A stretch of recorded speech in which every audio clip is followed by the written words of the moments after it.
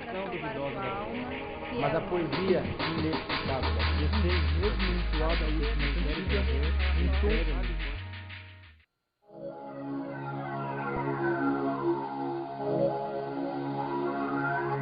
Maria maltratou João. João foi maltratado por Maria. Maria maltratou-lhe. João puniu Maria. Maria foi punida por João. João puniu-se. Olá, pessoas! Na nossa aula de hoje, nós vamos falar sobre um dos assuntos mais importantes na hora de se escrever o texto formal. O assunto é vozes verbais. O que é a voz verbal? A voz verbal leva em consideração o papel que o sujeito exerce diante da ação verbal. Assim, o sujeito é aquele ser sobre o qual a gente fala alguma coisa, sobre o qual a gente declara algo, né? Então, o sujeito, diante da ação verbal, ele pode ter três papéis. E, por esses três papéis, nós temos três vozes verbais. Bem, quando o papel exercido pelo sujeito é o de agente da ação, a voz será dita ativa, né? Então, o sujeito realiza a ação, ele pratica a ação verbal. Então, aí a voz será dita ativa. Quando o sujeito, por sua vez, se ele receber a ação verbal, se ele sofre a ação verbal, a voz é dita passiva. Quando o sujeito realiza e sofre a ação verbal, ao mesmo tempo, então ele sofre a mesma ação que ele realiza, aí a voz é dita reflexiva.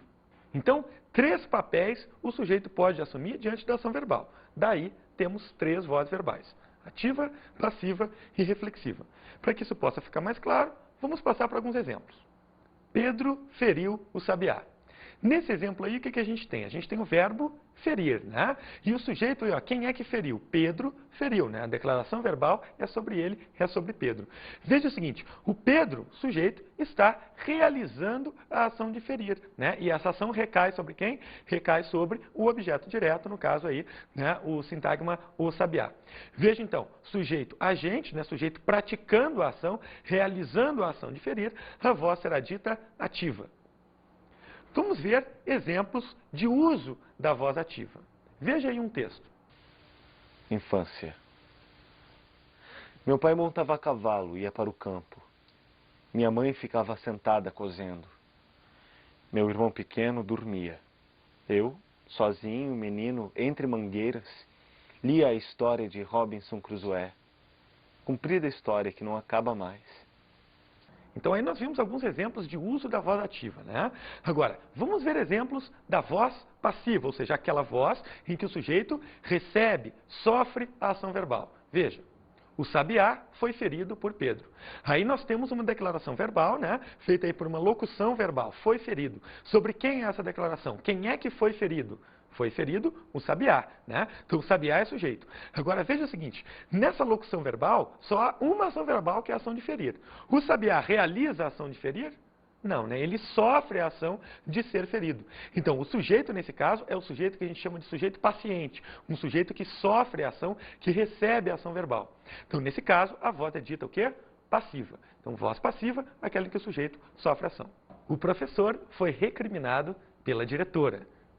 Então aí nós temos o quê? Nós temos o professor, sujeito, sofrendo a ação de ser recriminado, né? A ação verbal é a ação de recriminar. Quem está realizando a ação ali é a diretora, né? Que está ali do outro lado, ali no estúdio, ali chamando minha atenção. Então veja, o diretor, o professor foi recriminado pela diretora. Está me recriminando lá de novo.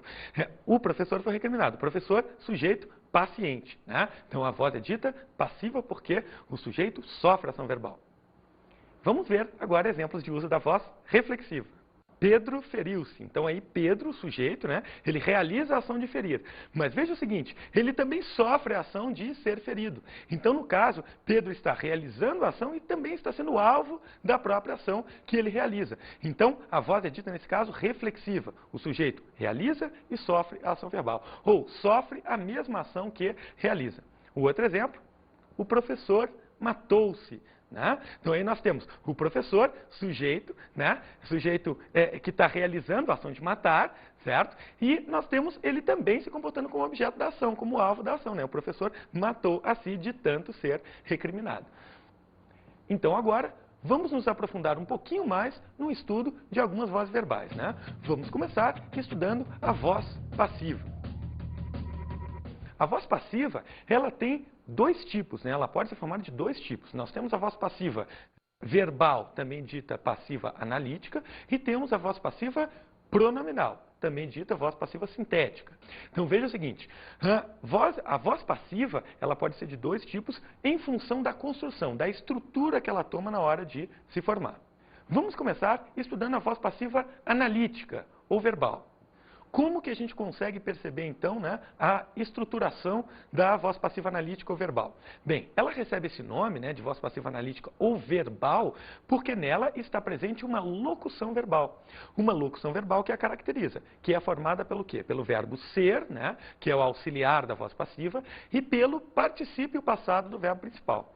Então, o verbo ser, seguido de particípio passado, caracterizará uma locução verbal de voz passiva. Então, como é que se forma, né, essa locução verbal? Olha, quando a gente está lá na voz ativa, né, aparece um verbo que é o verbo que indica a ação, né, realizada pelo sujeito na voz ativa. Quando a gente tem a voz passiva, esse verbo será o verbo principal e estará no particípio passado. O verbo ser aparece, né, antes desse verbo principal, sendo flexionado, sendo conjugado. Tá? Vamos ver então como é que funciona a passagem da voz ativa para a voz passiva. Então, na hora, né, de fazer essa passagem aí, a gente tem que relembrar alguns conceitos. O que é sujeito, o que é objeto direto. Tá? Então, vamos ver um exemplo. O aluno encontrou os livros. O verbo que aparece aí é o verbo encontrar. Quem é que encontrou? O aluno, né? O aluno, então, é o quê? É o ser sobre o qual estamos afirmando algo, é o sujeito. Veja que o sujeito, nesse caso, realiza a ação. Se o sujeito realiza a ação, a voz é o quê? A voz é ativa, né? O aluno está encontrando aí alguma coisa. A coisa encontrada por ele é o objeto, é o alvo da ação. No caso, são os livros, né? Os livros, então, objeto direto, é o que a gente vai chamar de termo paciente na voz ativa, tá? Na hora de fazer a passagem para a voz passiva, esse termo é que vai se comportar como sujeito. Veja. Os livros foram encontrados pelo aluno. Olha lá, os livros, que na voz ativa se comportava como objeto direto, né, agora é o sujeito, porque é o sujeito paciente, o sujeito que sofre a ação. Foram encontrados e olha lá, o aluno que era sujeito na voz ativa está virando agora o quê? Um termo que a gente vai chamar de agente da passiva. Tá? Então veja que a estrutura muda, quase se diz a mesma coisa. Né? A voz ativa e a voz passiva, elas trazem quase essa mesma informação aí durante essa passagem. Tá? Só que na verdade a gente tem que lembrar que lá na voz ativa, né, a informação era sobre o aluno. Na voz passiva, a informação é sobre os livros. A polícia atacou os manifestantes. Temos o verbo atacar, né? Qual é o sujeito desse verbo aí? A polícia.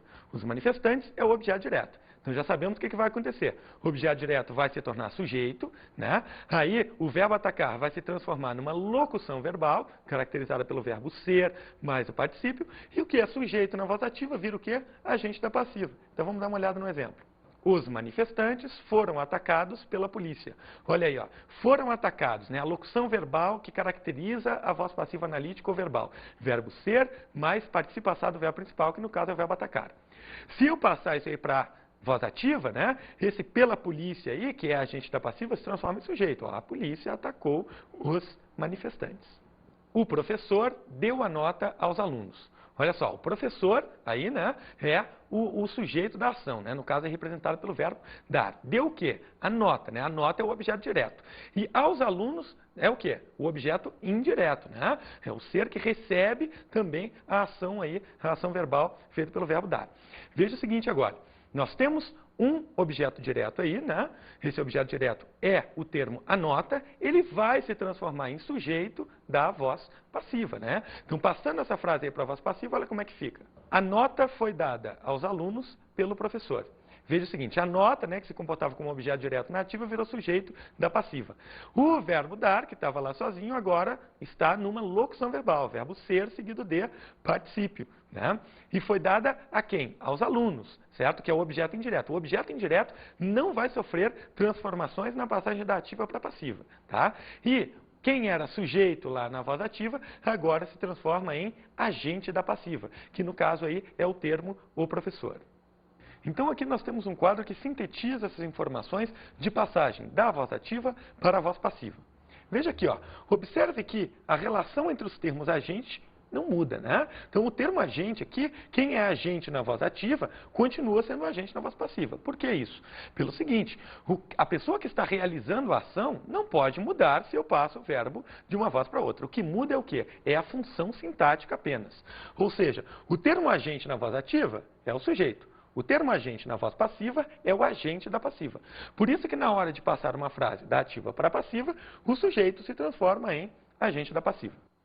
Observe que quem é objeto direto, né, na voz ativa, que é o termo paciente da voz ativa, vai se transformar em quê? Sujeito da voz passiva. Porque lá na voz passiva, o termo paciente é o sujeito, né? O sujeito, ele sofre a ação verbal. Tá? E o que acontece com o verbo? O verbo se transforma numa locução verbal passiva, né? Aquela locução formada pelo verbo ser, seguida do particípio passado desse verbo aqui, que será o verbo principal da locução verbal. Agora, é qualquer verbo que pode se transformar numa locução verbal passiva, né? Essa passagem pode ser feita com qualquer tipo de verbo? Não. O que caracteriza a voz passiva? O sujeito paciente, o sujeito que sofre a ação. Então, para que haja esse sujeito paciente na voz passiva, é preciso que haja na ativa o objeto direto. Ora, então, quais são os verbos que podem ir para a voz passiva, que podem passar da voz ativa para a voz passiva? Quais são esses verbos, né? Temos os verbos transitivos diretos, porque tem objeto direto, e os verbos transitivos diretos e indiretos, porque também tem objeto direto. Ou seja, VTDs e VTDIs são os verbos que se transformarão, né, e irão da voz ativa para a voz passiva. Voz passiva sintética ou pronominal. Então, a voz passiva também admite um outro tipo de construção, né? É uma construção bem diferente daquela feita com o verbo ser seguido de particípio. Aliás, ela se caracteriza exatamente por se formar com pronome. Então, quais são as características da voz passiva sintética ou pronominal? Verbo seguido de ser, apassivador, né? Então, essa é uma característica da voz passiva sintética. Aliás, por isso que ela é chamada de pronominal, né? Porque aparece aí o pronome ser, que é um pronome apassivador. É um pronome que leva o verbo para a voz passiva. Outra característica dessa voz passiva sintética ou pronominal é que nela não ocorre o agente da passiva. Tá? Então, isso é uma coisa muito importante, porque quando a gente vai escrever textos, indeterminar o agente vai significar o quê? Usar, às vezes, a voz passiva sintética ou pronominal. Então, vamos ver alguns exemplos. Ele encontrou o livro. Veja aí, ó, agente, ele, né? Ele sujeito, porque essa voz aí é ativa. Encontrar algo, né? O verbo é VTD. Encontrou o quê? Encontrou livro. Então, veja o seguinte, livro é objeto direto, tá? Ele, sujeito, livro, objeto direto. Agora veja a passagem para a voz passiva analítica ou verbal. O livro foi encontrado por ele. Então, olha lá, o livro, né, que se comportava como objeto direto, virou sujeito. O verbo encontrar se transformou numa locução verbal, né, verbo ser mais particípio, foi encontrado. E ele, que era sujeito, agora é agente da passiva. Né? Agora veja o seguinte, se nós retirarmos o agente da passiva dessa frase, nós vamos ter uma outra construção. Veja, o livro foi encontrado. Quer dizer, agora não temos mais o agente da passiva nessa frase, né? Então, por não ocorrer o agente da passiva, a gente diz que o agente está indeterminado, né? O termo agente, que nesse caso seria o agente da passiva, ele está indeterminado. Bem, diante dessa indeterminação, a gente poderia também fazer uma outra construção. E é essa que é a construção com a voz passiva sintética ou pronominal. Encontrou-se o livro. Olha aí, ó, verbo encontrar, transitivo direto, seguido de ser, né? Então, o ser aparece aí associado a esse verbo encontrar. Como o verbo é transitivo direto, o que o ser faz com esse verbo? Apassiva esse verbo, né? Então, leva esse verbo para a voz passiva. Veja que encontra algo. Nesse caso, a pessoa encontrou o quê? O livro. Na voz ativa, né, o livro seria o objeto direto. Mas com a presença do apassivador, o que acontece com o objeto direto? Se transforma em sujeito da voz passiva sintética ou pronominal. Então, vamos ver exemplos de uso, né, da voz passiva sintética numa música. Veja. O medo retingiu-se, ele percebeu a dádiva, declarou-se belo súdito, desenhou-se a história trágica. Ele, enfim, dormiu a parte descredosidade. E ela despertou-se tímida, feita do desejo a vítima. Quando a gente usa o ser apassivador, a gente tem que estar muito atento, né, a um termo e a uma relação entre termos de uma oração com passiva sintética. Por quê? Bem, na verdade, né, o que nós temos que ver é a questão de como funciona a relação do verbo, né, com o sujeito da voz passiva sintética. E por que isso? Ora, porque na voz passiva sintética, né, o sujeito vai acabar tendo que também, né, vai influenciar o verbo e o verbo vai ter que concordar em número com o sujeito. Significa o seguinte: sujeito no singular, verbo no singular. Sujeito no plural, verbo no plural. Então veja aí exemplos. Encontrou-se o livro. Quem encontra, encontra algo. O verbo é VTD. Mas ele está com C, né? E o C, então, o que faz com ele? Apassiva ele. É um pronome apassivador. O livro, que seria o objeto direto, se transforma então em quê? Em sujeito da voz passiva. Veja que então, o livro no singular, verbo encontrar no singular. Agora, se eu passar, né, o sujeito para o plural, se em vez de o livro eu tiver os livros, o que acontece com o verbo? Vamos ver aí, ó. Encontraram-se os livros. Então, os livros foram encontrados, né? Encontraram-se os livros. Então, por isso que aí o verbo encontrar tem que aparecer no plural, para concordar com o sujeito da voz passiva sintética ou pronominal. Então, é bem importante que você preste atenção a essa relação do verbo com o sujeito da voz passiva sintética, caso apareça o ser apassivador. Uma coisa que é importante, então, a gente, desde já estabelecer assim, a diferença é entre o apassivador, né, o pronome apassivador, e o pronome, o índice de indeterminação do sujeito. Essa diferença é muito importante que você consiga estabelecer. Por quê? Por fins de concordância. Quando aparece o ser apassivador, o verbo vai concordar com o sujeito. Sujeito no singular, verbo no singular. Sujeito no plural, verbo no plural. Quando aparece o índice de indeterminação do sujeito ser, aí o verbo tem que ficar na terceira do singular obrigatoriamente. Então, você precisa estabelecer as diferenças entre o ser apassivador e o ser índice de determinação do sujeito, né? Por que eles se diferem, quando eles se diferem, como que a gente vai fazer uma análise sintática capaz de nos dizer se eu tenho que concordar o verbo com o sujeito ou se eu tenho que manter o verbo na terceira do singular. É isso que a gente vai começar a ver agora. Então, vamos ver exemplos. Buscam-se empregados. Olha lá, verbo buscar. Verbo buscar é VTD. Se é VTD, pode ser apassivado. E é por isso que esse ser que está aí é um ser apassivador. Então, o que acontece com o que seria o objeto direto dele? Né? Então, buscam-se empregados. A pessoa que busca, busca alguma coisa. Está buscando o quê? Empregados. Agora, veja, empregado seria objeto direto na ativa. Como o ser apareceu, o ser apassivou o verbo. E aí o objeto direto vira sujeito. Por isso que o verbo buscar está no plural, para concordar com o sujeito. Vamos ver outro exemplo. Precisa-se de empregados. Por que aí o verbo não está no plural agora? Veja bem, quem precisa, precisa de algo, né? Se o verbo é transitivo indireto, ele pode ser apassivado? Não. Então, é exatamente por isso que o ser que está aí não é um apassivador. É um índice de indeterminação do sujeito.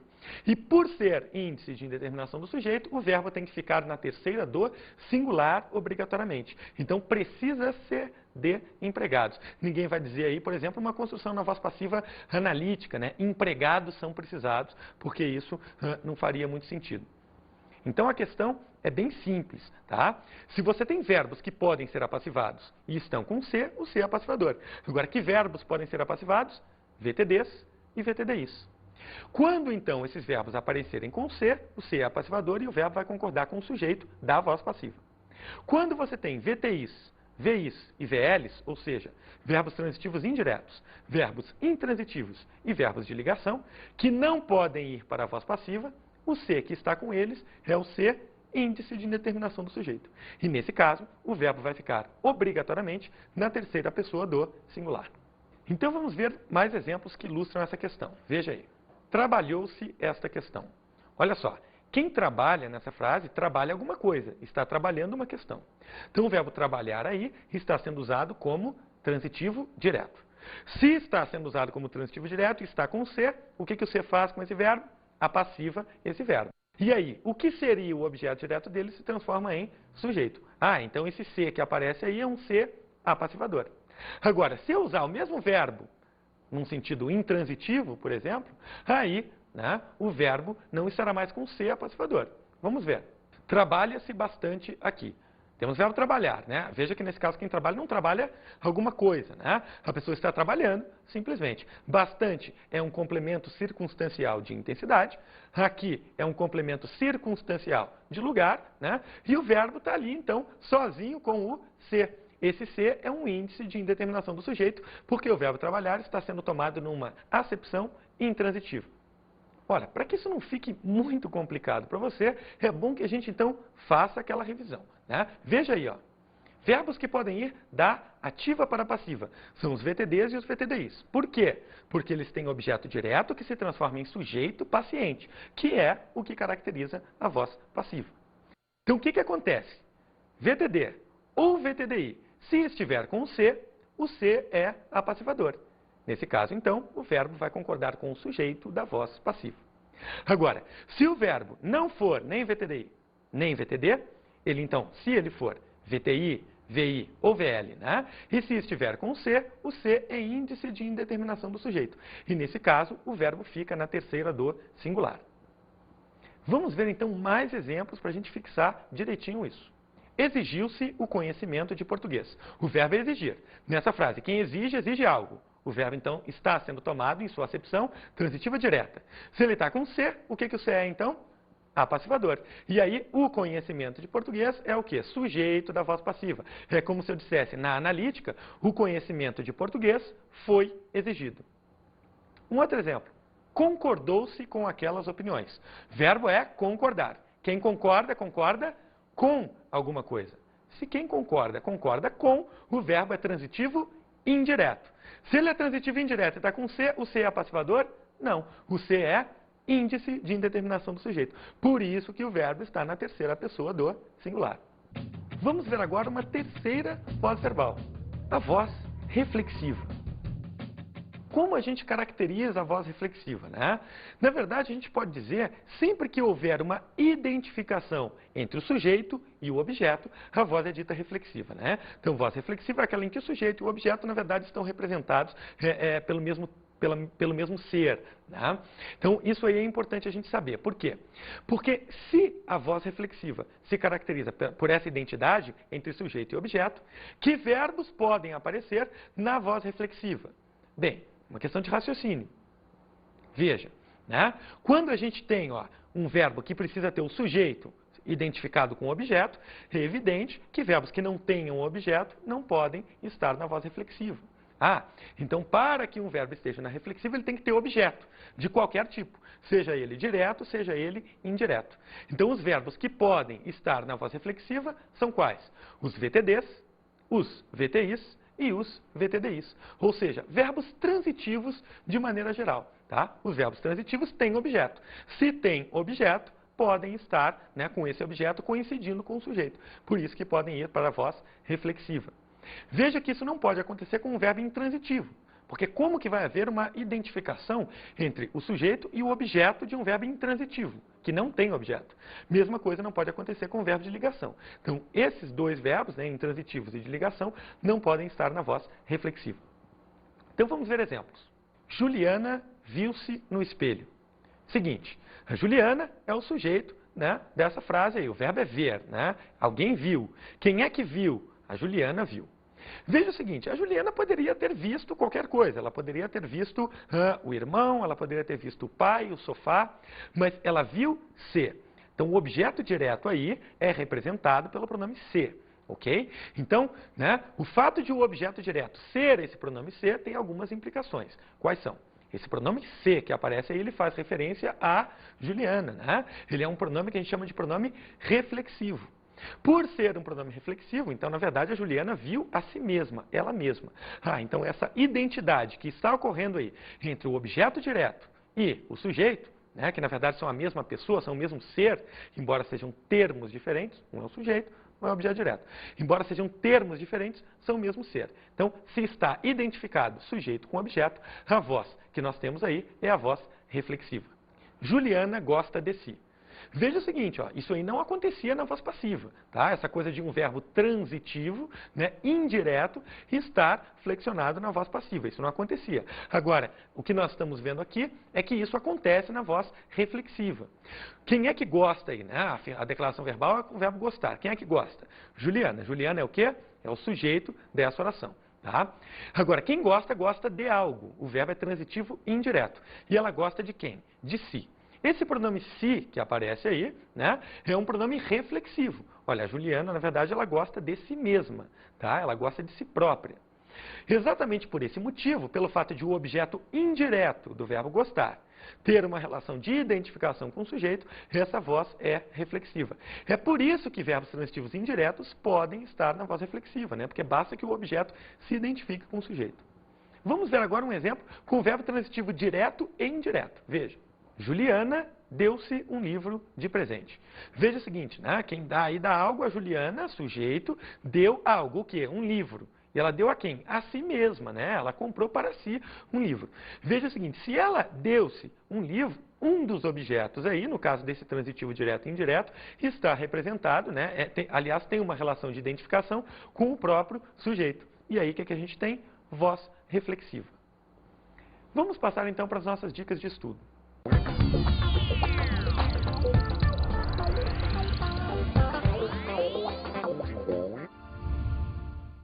Uma das características do texto formal é a indeterminação do agente.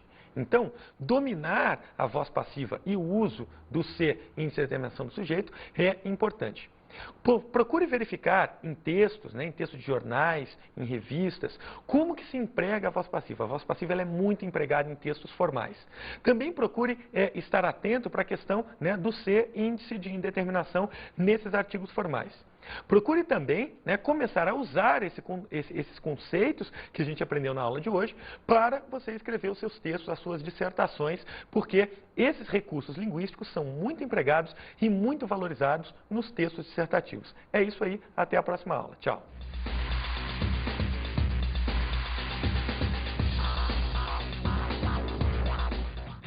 Na aula de hoje estudamos as vozes verbais. Vimos a voz ativa, que é aquela em que o sujeito realiza a ação, a voz passiva, que é aquela em que o sujeito sofre, recebe a ação verbal, né? E vimos os dois tipos de voz passiva também, voz passiva analítica ou verbal e a voz passiva sintética ou pronominal. E vimos a terceira voz verbal, que é a voz reflexiva, aquela em que o sujeito realiza e sofre a ação verbal. É isso daí. Bons estudos! Mas a poesia inexplicável, 16 vezes mensual da última série.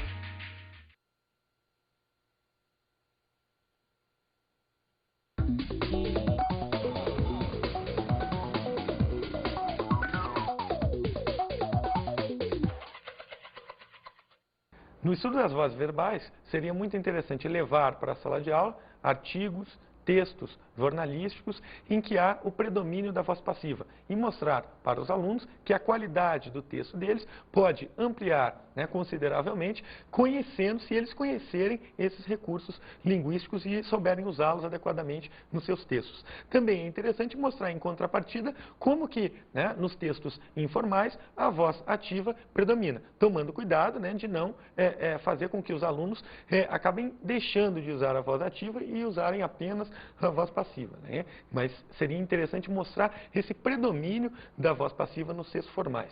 Então, levar esses artigos, ensaios, já seria também interessante, porque poderia introduzir, né, aos alunos uma questão muito importante, que é a questão de como usar a gramática e o conhecimento linguístico para poder atingir uma maturidade textual adequada para os vestibulares.